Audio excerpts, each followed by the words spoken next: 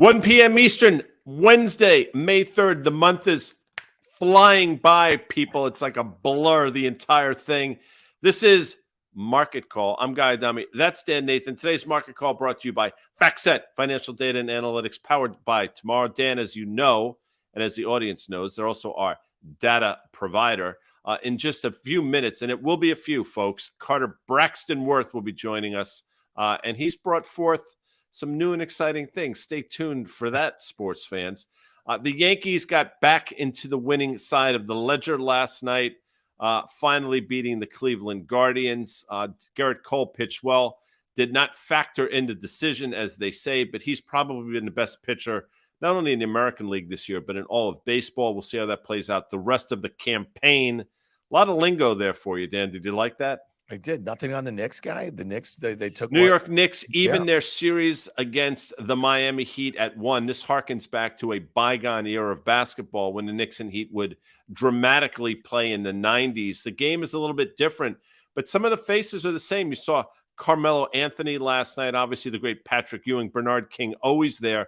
John Starks seemingly wanting to suit up and play. I mean, a couple times he found his ass on the court and he was slapping people on the backside, which, you know what? I didn't know that was allowed in an NBA contest. Back to you. I don't think it's allowed anywhere anymore, Guy. One thing I'll say is that I was in the building last night and Carmelo easily got the biggest applause. Which is ridiculous. Why you can't stand that, huh? No, I can't stand it because, Carmelo brought Carmelo to Madison Square Garden. I mean, the best thing that ever happened to Carmelo was his freshman year at Syracuse. It was downhill after that. I mean, he won nothing in the NBA. Now, if you want to play a game of horse, if you're looking for a 3-on-3 teammate, he's your guy. If you're looking to win an NBA championship, he's not your guy. Back to you. Yeah, well, interesting because yesterday we talked about we're not going to bury the lead. So I think that's going to be a continuing theme on Market Call this week here. So, Guy, you're headed out right after here. You're headed to where are you going, to Nebraska? You're going to Nebraska. What do you have? Nebraska, as opposed to Lincoln, Nebraska. Reunion with Warren Buffett and Charlie Munger. Like, what's going on here? It's funny. Charlie was actually 2 classes ahead of me, but I remember fondly, some of the gags he used to pull with erasers and chalk. Yeah. All right. Let's get in. Listen. Let's get into it because Carter Worth, he's doing eye rolls. He's doing the whole shebang here. Interesting day. Real quickly, we're going to spend a little time on the Fed, Guy, but this is kind of a big week here, right? So 2 o'clock we're going to have the Fed decision. Really what it comes down to is whether it's going to be a dovish hike or whether it's going to be a hawkish hike. And that's what the market's going to move off of. And then later this week, Apple tomorrow night after the close, and we're definitely going to hit some of these earnings today because I think some of these big moves in a Starbucks and an AMD, I think they're really interesting in the context of just kind of where we are in this earnings cycle, what investors are getting comfortable with as far as forward guidance in this rate environment and slowing economic data that seems to be pretty clear here. So we'll drill down on some single stocks, but we thought that it would be really important to bring in CBW. Let's look at the major indices, the S&P, the NASDAQ. Let's definitely look at yields. And then before he leaves, the big kahuna, the Apple. So Carter Worth of Worth Charting, welcome to the market. Man, how are you? I was laughing. I have, grown up in Manhattan. I have a lot of friends who obviously are in finance and child friends, but then some have gone on to be surgeons and lawyers and so forth. And I was talking to one the other day. I said, this is a guy who's operating on, people in the Yankees and the Giants. And I said, but every day you do knees. It's a knee and then another knee. And he goes, it's true. In your world, it's always different. And the markets keeps you on your toes. You don't know what's coming, as opposed to, I suppose, if you do 3 to 5 knees a day, you know what's coming. It's another knee.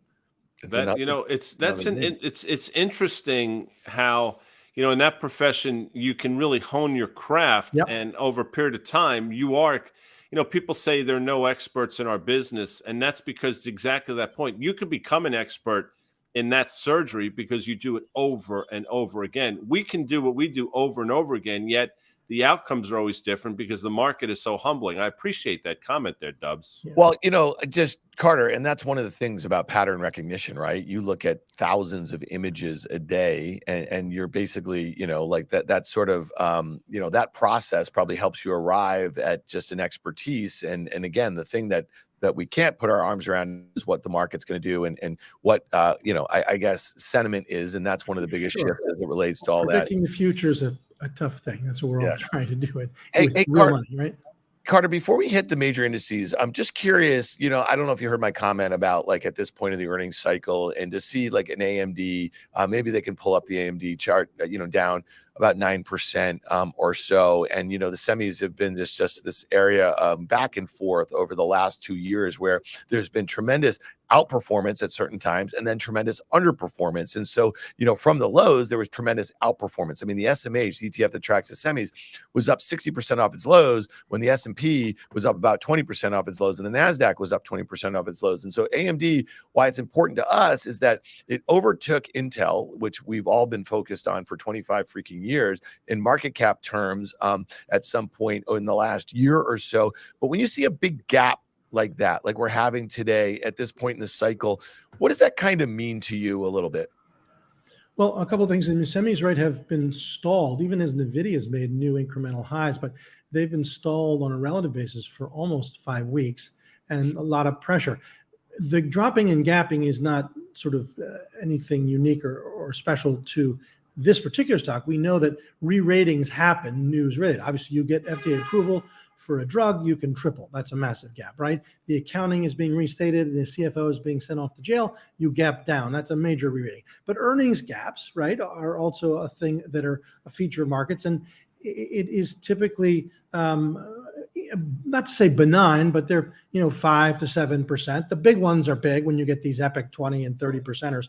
But this one I would just say is in line with a re-rating lower. The only thing that one can rely on here at this point is it's simply a continuation of the sell-off that's been underway for now several weeks. Where does it at some point become oversold? I would say at the moving average.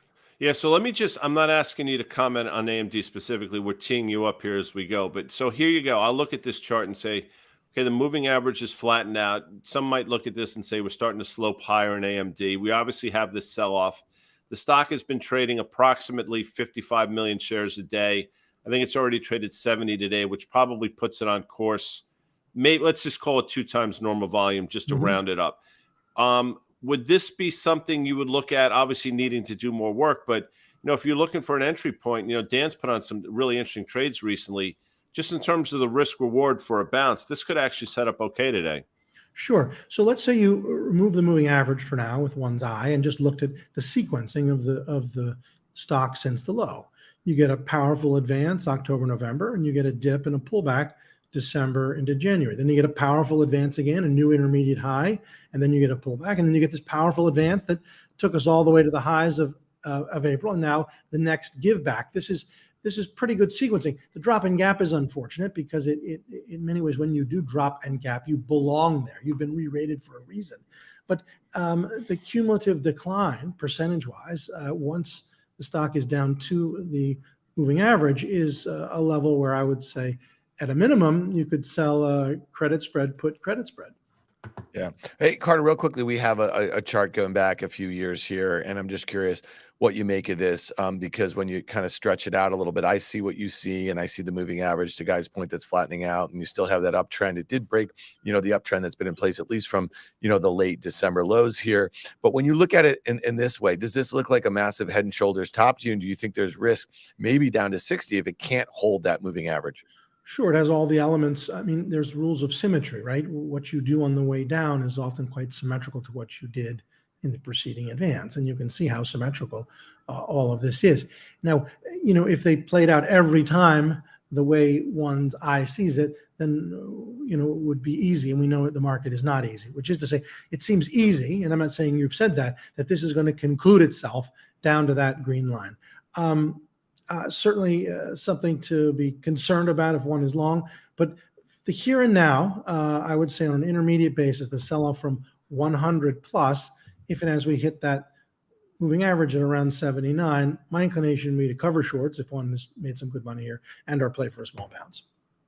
All right. Well, let's get into it because, the Fed meeting here today, and, we've been tracking your work on the S&P 500 for weeks now. You've called it at certain instances a pair of twos, but you also have your own biases of where you think it's going here. And it really feels like that, with the VIX where it is, it got as low as like 16 and change the other day, and it's only 18 right now. The move index has slowed down a little bit. It seems like there's a bit of a waiting pattern, at least as far as equity investors are concerned, but at a time where crude just broke 70 to the downside. I mean, there's still some stuff going on. The dollar still feels a bit heavy here. So curious to see like what you're thinking now. Again, I think that if the market perceives more hawkishness than they really want relative to what's going on in the banking sector, it really feels like, especially where we are with the earnings situation here, that we could kind of give something back. Talk to us a little bit about what you're seeing in the S&P 500. Right. So, I mean, the chart of the S&P is what it is. It's sort of the weak form of analysis, and we'll look at it. But the internals are poor, and I think we had some tables up there, and we want to look at those briefly again. If you look at the internals and the behavior of the Russell 3000, and this is, of course, the S&P 500, but 2,500 more stocks. So it represents 98% of the investable capital in the U.S. And the how would I say it? So it's how do you, if you go in to get a checkup at the doctor, we send out a note to clients saying the patient's not well. If the guy greets you with a handshake and he sees you from 6 feet across the room, I look okay, right? But once you sit down and you do the and the ear check, and then he does the blood work, then you're getting under the hood. Are you judging, right? And so what we know is that under the hood, it's not the picture of health. Maybe standing there before you disrobe, right, and you're just in your suit, you might look like, oh, look at this Wall Street guy, seems fine. But the truth is, could have gout, could have diabetes, could have massive high blood pressure. Maybe the damn sleep apnea is kicking in again. Who the hell knows what? Wait. Did you describing Dan? Did you just talk to my doctor? Like, wait a minute. Doctor, that is my. These are the elemental things of the Carter. 50, 55 plus crowd, but males anyway. And I'm certainly in that group. But the point is that the guy greeting you, he sees that top number. Hey, the doctor, a new patient, never mind, 6% up for the year. But look at the performance of the average stock, look at the performance of the median stock, and then look at the data in terms of stocks down 15, 20. You've got fully, 23% of the index is already down 20%. The market is not as healthy as the charts of the indices would suggest. But I'm going to call a little bit of an audible here on both of you. I apologize because it happened literally when we just started at 1 o'clock. But if we could pull up I don't know if you do have a very short-term Facebook chart, but when we started this show, the stock was, and I don't want to make too big a deal of this, but the stock was trading 241.5. It's now 234.5, and it's this precipitous drop. I'm trying to get a headline or something, but Doug Cass sent it to us. The FTC proposes blanket prohibition preventing Facebook from monetizing youth data. That chart is not up to date here. We can take that one down here, but the stock has dropped about $10 at its lows. It was trading 241, traded down to like 232 and a half or so. And it's kind of interesting. It kind of speaks a little bit to some of the things that we're talking about here, is that investors here seem like they want to shoot first, ask questions later. Yeah, so maybe it ultimately fills the gap from the earnings. But pull up the 1 year to Carter's point. So we had that gap from, what was it, about 211 Carter or so where it closed. It gapped up to 240. It's been consolidating here. Talk to us a little bit about the psychology of that when you have a gap, just to a new all-time high, 52-week high, clearly not an all-time high. Yeah, so again, gaps are re-ratings, and we know that Meta had gaps on the way down, 2 of them, 3 of them. Gaps typically come in 2s, and every once in a while 3s. They're very rarely 1. And you think about why. A stock's been going down, and just the psychology, right? It's going down and then it miss, and then they miss, like Meta, and they miss. And then when they come out with something that's not as bad as people feared, people are like, whoa, they stock gaps up, and analysts, they don't believe it. They're like, that's a one-off. It's something still wrong. And so they haven't moved their targets up enough. They haven't adjusted. And so then the next 90 days go by and the stock reports again, and you get another gap. Now you've got people under pressure. The director of research comes in. He's in the research department at Goldman, Morgan Stanley. I've been, right? And they go, listen, you're the low on the street. Everybody else has moved up their price target. You got to get in motion. So the guy who's got a low target feels pressure, right? And so at some point, though, the reason it's very hard to get 3 gaps is that think about what analysts have done, and we can look this up. I'll just do it right now. They move their price targets up to adjust, right? So analyst price target, I have it right here on the screen. At the lows, which is incredible, they had a price target of 140. And guess when this was? This was at the beginning of the year. Now they have a 265, meaning they've moved up the price target because the stock has moved up. So what comes along next is likely to be not enough to cause a gap again, which then leaves us the question, does it ultimately fill the gap left behind from the earnings? Sure. Let's go back to the regularly scheduled program and look some of the charts you brought, Carter. And I apologize for doing that, but that's obviously a pretty systemically important company. Anyway, please continue and let's go down the other road. What were we looking at? We're going to start looking at the S&P charts. Please, let's do it. So we had some fun. The naming of patterns. The original book writers were desperate, because they didn't have computers, so they named it cups and handles, heads and shoulders. So this is 1940s. There were nothing. They were drawing. People thought they were insane, but it was to help sell their ideas. And actually, it's all quite accurate. Now, the naming them doesn't matter what it's called. For instance, a condor. That's an options thing, right? Why is it a condor, not an eagle? Why is it a vulture? Kind of stupid. But anyway, if you wanted to name the pattern, let's just put some lines on it. Hold on. Hold on a sec. Draw one more. Bring the next iteration because I got the name of this thing. Are they going to lose the rocks out of the bucket here? I mean, put it this way. Otherwise, the bucket's supposed to lift up here and push this thing into the dump truck, which is off to the other side of the screen. I mean, that's a heavy lift. Well, can I name this? Can I name this for you, Carter? Because I'm a student of history, as you may or may not know, and I look at that, and I'm going to name this now, and you can use it in this week's musings. This would be the Trojan horse formation.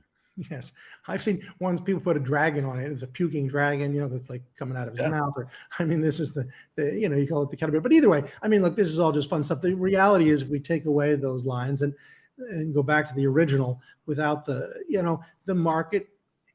It was very steep and uncorrected, and it took a pandemic to correct it in 2019.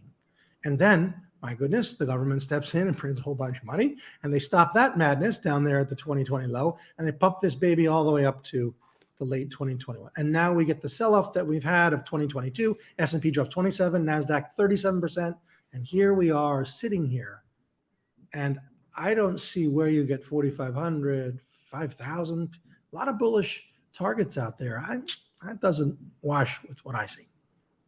Yeah, fair enough. When you think about I think it's about valuation, Guy. We quote John Butters from FactSet all the time as earnings insight, and every week they put out new data where the S&P is trading relative to the 5 and 10 year averages. And what I can't get my head around is that is where we are at the 5 and 10 year averages, or, between 18.5 and 19 times or so. But what's really different about the last 5 and 10 years is where Fed funds is. Okay. Like, it's where interest rates are. And so to me, if that is a major input in the valuation, then it means that the stock market might be one of its most mispriced points in a very, very long time.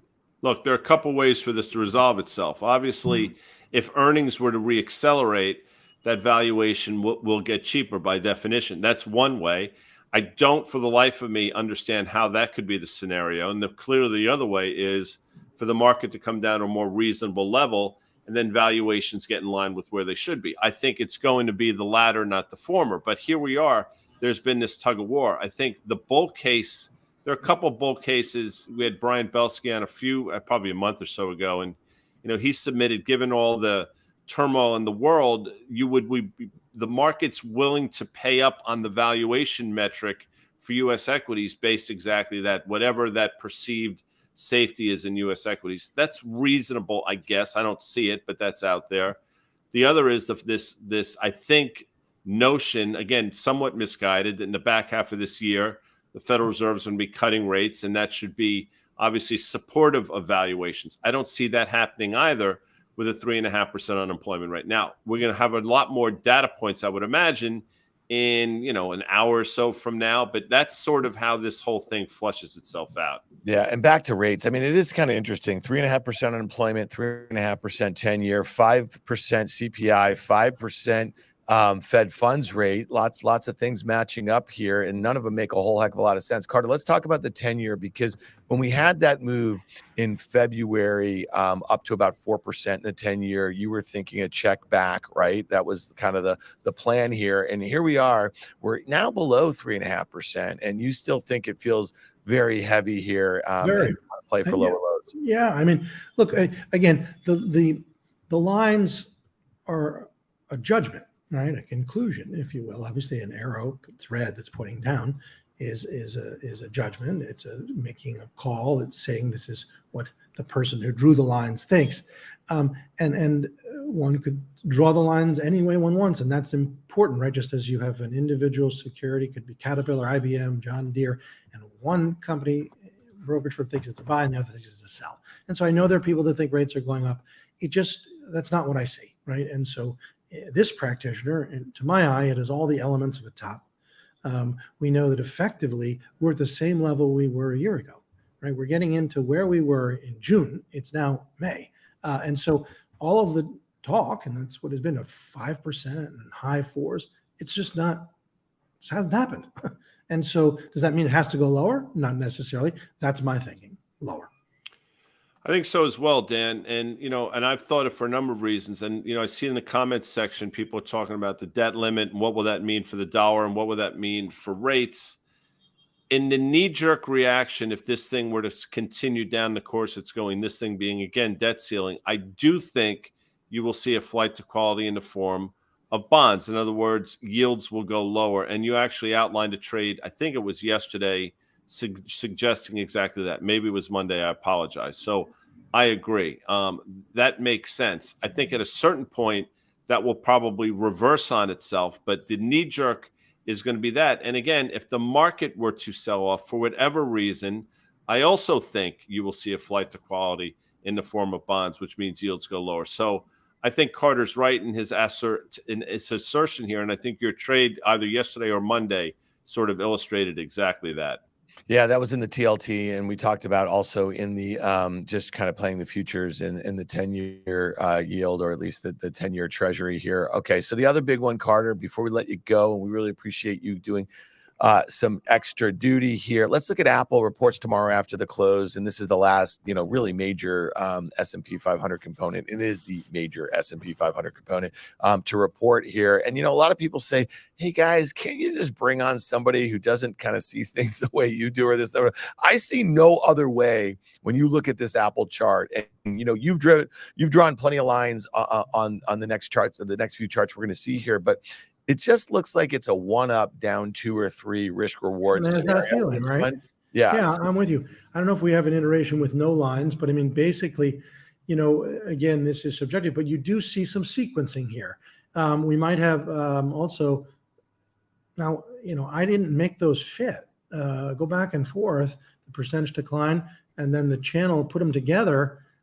Okay, so what do we know? Can it punch higher? Could it always go through the line? Yeah, but we know we have a big move back to a difficult level where overhead supply starts to come into play.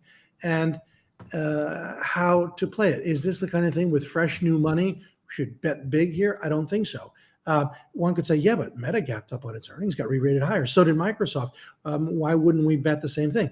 But here's what's so interesting. After getting re-rated higher, notice there's no follow-through. So I think the risk reward is always risky to be short here, and then it pops a bit on earnings. But we've come a long way. It's a mature intermediate move, mature in terms of magnitude, some 38%, mature in terms of duration. It's almost 5 months in the making. And what? Take profits, trade, make calls, do something. 35% move off those lows from January. Guy, if I said to you, with the stock trading here at 170, with the all-time high at 180, okay, and you and I can be in agreement, for it to get through 180, you would need the most epic beat and raise out of this company. You would need to hear something about some new product that people have never heard of, and we know that they don't do that on earnings calls, and we know that they are rarely ones to introduce a brand new product, that sort of thing. You would need to hear stuff about China that we just wouldn't expect, about the tremendous demand for the iPhone 14 and this and that or whatever. None of that's happening. Okay. Like it's just not going to happen. So my question to you, Guy, given everything Carter just said and looking at these charts with the stock at 170, the 170 puts that expire Friday, okay, so a day after they report, are trading at $3.30. That is basically 2% of the stock price. Okay. And again, we started the show with a 9% gap lower in AMD. We're going to talk about the 8% or 9% gap lower in Starbucks. And granted, those are pimples on Apple's ass. Okay. When you think about in terms of market cap, but that just seems too cheap to me if you're looking to kind of protect a long position or make an outright bearish bet. 166.5-ish, you break even. Obviously, if you're right in that trade, the vol's going to start to work for you as well. So those options will get more valuable with the subsequent move. And it makes a lot of sense. I mean, it's obviously, listen, it's a pretty binary trade. You know your time horizons, but you also know it's going to happen pretty quickly because Apple does move post earnings in a pretty significant way. So if you're so inclined, I think that's on risk reward. I think that's a great trade. And I know Doug Cass has been talking about, I think, adding to his Apple short into earnings as well. And this chart speaks to exactly that. I'm not a hater. Again, Apple doesn't really impact my life all that much one way or another. Yes, I have a phone. And quite frankly, and Dan, I think, would admit to this, I could easily live without it. But I'm in the minority. I get it. But by any metric you look at, literally any metric you look at, Apple's expensive in this environment. And I understand their cash hoard. Here's the one thing that could get it through to the upside. If by some miracle, and it would be, that services revenue is north of 22% of overall revenue, then I think the stock will get a re-rating in terms of valuation. But I just don't see that happening, Dan. Okay. Hey, Carter, do you mind sticking around for 2 more minutes? We just Yeah, want to you bet. flash up too. So Starbucks yesterday, we kind of had the same conversation that we just had about Apple. We were looking at the implied move in the options market, and we were just kind of looking that relative to the move that the stock has had, we just thought the at the money puts looked dollar cheap. Okay. Mhm. And so, when you look at this thing, it broke out, it made a new 52-week high. It looked like a lot of good news was in the stock here. I did not think the stock would be down 8 or 9%, which it is today. They put up a good quarter. The guidance was fine. It just wasn't as good as, let's say, that move over the last month and a half that a lot of investors had expected. And if you just bought some at the money puts, I mean, those things are a triple right now. So curious, when you see a chart like this, would you also be looking to kind of, obviously cover at that uptrend that's just above that moving average, but would you get long into it? Sure. I'd do it now. I'd come in I was playing this at the long side going into earnings, just continuing, get a little steeper, the way almost every restaurant has, right? Chipotle and Yum and McDonald's, but maybe it turns out this one was already pricing in whatever good news might be coming. When you get paid like that, you take the money and run. I just wouldn't. I would cover. Now, as to where to buy, yes, if and as the sell-off continues, we get close to 100, I think you flip it around and play for a bounce. That would be a meaningful sell-off, 15, 17% in a big stock. All right, Guy, you've been pounding the table, it seems like, on Fast Money for a few months now on the Eli Lilly. It comes out LLY here. And Carter just used the term steep. I mean, this is outright parabolic. Talk to me about this, because you've had this fundamental story correct, but are you getting vertigo here with this thing a little bit? Because it's kind of hard to stick with a fundamental long when everything's firing right on all cylinders here. But look at that, man. Well, today, Vertigo, by the way, either a great U2 song, I believe, or conversely, a great movie with, I want to say, Gregory Peck, although I'm probably wrong. Anywho, Dan, Nathan, yes, today's the day. I mean, today's the catalyst day you were waiting for, and you got the news you've anticipated. Again, Alzheimer's is sort of the holy grail. There's a lot more chapters left in this book, but I think almost by definition here, and this is not a bearish call on Lilly. I'm not negative now on the stock, but you have to be taking some money off the table, because when you see a parabolic moves like this, at some point, it's going to do the back and fill. I do believe you're going to get an opportunity to buy this stock back cheaper at some point in the relatively near future. CB Dobbs, what do you think? 380, is it in the cards at some point? Yeah, I mean, if you think about the sell-off that preceded this breakout, right, where the horizontal line begins, I mean, sequencing is important. Lilly trading up and up to the right, and then it does endure a sell-off from 375 to 310. Not nothing. Now it's recovered all of those losses and gone on to make new incremental highs. But now the sequencing issue sets up again. Is the March-May move from 310 to 425 getting a bit extreme? Yes. Yeah. All right. One last thing, and then we're going to get out of here, and we appreciate it. Exxon on Monday, Guy, you and I were talking about crude. We were talking about how you had been bullish of the large integrated stories. Exxon, Chevron reported on Friday. Exxon really briefly made a new all-time high and then came back. And then Monday, just the follow through to the downside, I thought was kind of interesting. You and I both agreed. We thought that this thing could fill in the gap. I introduced a trade idea using options to find my risk. The stock was around 115. This was on Monday. Stock was down 2.5% at the time. And we looked to a June put spread, buying the June 115, 100 put spread, cost about $3.50 at the time with a 111.5 break even. And so let's look and see where the stock is right now. Traded as low as I think 108 and 108.35 this morning. At that point, this trade idea was almost worth a double. And when you get the sort of move that we had in such a short period of time, especially when you're long premium, you might want to think about taking a good part of that off there. And so that's what I'm doing there today. You just, when you got something, when you see a gap, and a stock fills it right away. I mean, to me, Carter, talk to me a little bit about that, because we have talked about gap fills and we've talked about re-ratings. We've talked about all this stuff. The fact that it filled in that gap within a month after putting up really good earnings, maybe they can throw up a 1 year or a year-to-date Exxon chart. To me, I think that was really interesting, despite everything that the company had to say and the results that they issued.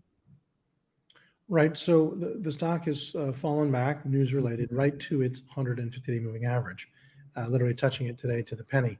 And what I would be doing here at the 200, so it's not at the 200, it's at the 150, and is stabilizing. My hunch, if one has just been paid on the trade that you did, or any short related trade, the number is to take the profits. Guy, XLE at these levels here? No, it makes Carter's right. It makes sense. In terms of just stylistically, when you have a double in a trade in that short period of time, if you take off half, you're in the rest for free. If you can do that math, I mean, effectively free. So there's that semblance as well. But I think the prudent thing to do, if you do nothing else, if you were to take off half that trade and ride the rest, or to Carter's point, if you're seeing stabilization here, there's nothing wrong with, check change, as they say, for you casino players, and live to fight another day. My stance in these stocks haven't changed. And we mentioned the other day that you have seen pullbacks of this magnitude before in Exxon. We illustrated exactly that. I didn't think it was going to happen the next day. I don't think you did either, but here we are. Yeah, and that's the only reason why we're bringing it up today, because it happened so quickly. And I'll just say this, if they can pull up an XLE chart, we know that 45% of the weight of the XLE is Exxon and Chevron. And this one, to me, if it were to hold that 77.5 level, that is the uptrend from the July 2022 lows. It is obviously through the moving average here, but it's done that on 3 occasions, right, over the last 9 months or so, and it's gone on to make new highs, if you will. So to me, maybe the XLE looks like a better play because it's a bit more distributed if it were to go back to that and hold that uptrend. Okay, I think that's it. We covered a lot of ground, Carter. We kept you late. We really appreciate all of your insights and your time. You know where to find CBW. That would be at worthcharting.com. It is one of the first reads that I do every morning. And he also puts out videos walking through many of the charts that he will describe every so often here. We try to differentiate between what you are doing on Worth Charting, because that is just the lion's share of your work. And we like to highlight a little bit of it here and there. So Guy, you know what the saying is for CBW. Let's take him out with it. No emojis, no frickin' hearts, just charts. And I'm happy those law enforcement agents that were circling your block about 15 minutes ago or so, Carter, were not coming for you. Yes, you heard that background noise. No, I think it's somebody in need of something. Who knows? All right. Well, every Monday and Wednesday, we are in need of the expertise of the aforementioned Carter Braxton Worth. So thank you, Dubs. All right, guys. Dubs. See you, buddy. Well, that's it, Dan. I mean, I'm. What time is it? 1:35. As they say, I'm 5,000, as the kids say. Yeah. You will find me later today at Newark Airport. headed to Omaha, Nebraska. We will be back tomorrow. Now, there's a chance that I'll be there. It depends on the feed, but regardless, you will get EY from SoFi and Dan Nathan for the 1 p.m. market call. I can almost guarantee that the level of the S&P, which is now 4133, will be significantly different this time tomorrow. Don't know which direction, but we will find out. I want to thank our sponsor, FactSet, Financial Data Analytics, powered by Tomorrow. Obviously, Carter Worth. Thank the audience as always here. I appreciate the comments. Yankee baseball today. The Mets, I think, are going to play again. They've been rained out for a week, it seems, and when they do play, they lose, which, you know what? That's okay with me. We'll see you tomorrow. See you later.